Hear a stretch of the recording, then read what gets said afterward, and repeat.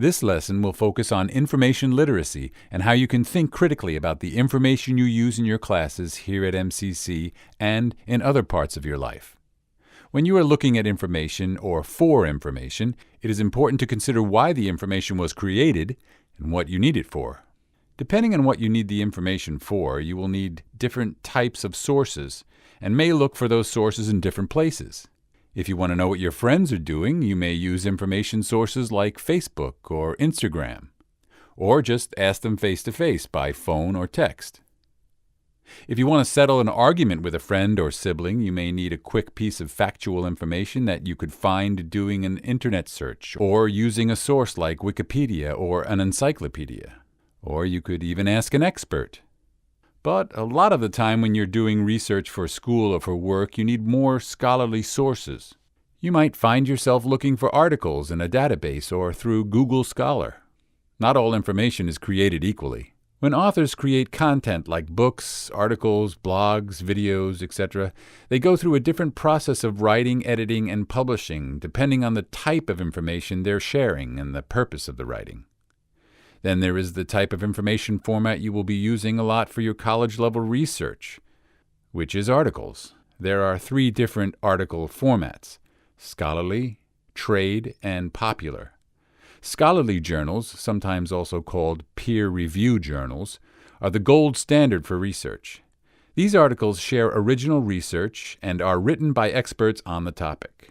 Trade, which are sometimes called professional journals, are written by people in a field for other people in that same field. They generally contain case studies and best practices that would be of interest to that specific trade. Popular magazines are written for everyone. These are the kinds of publications you'll see at the checkout at the grocery store. They are primarily for entertainment. Whenever you look at a source, you want to carefully evaluate it to make sure it's the best source for your purpose. Some questions to ask: what is the purpose of this source? Is it scholarly? Popular? Who wrote the article? Why did they write it? What potential bias exists? Does this source fit my information need? The first thing to determine is whether the purpose of the source is to inform or persuade. If it is persuasive, it is a good argument that is well supported, uses sources, and is fair. This can be very tricky to judge. Even a publisher can be biased.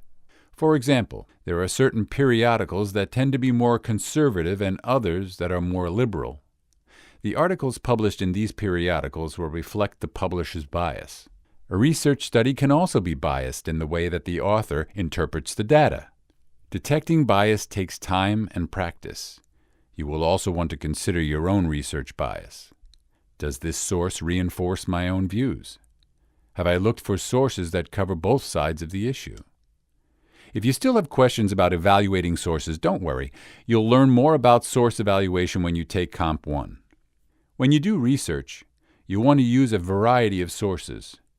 Make sure to consider the expectations of the assignment, your information need, the format of the source, and the type of source.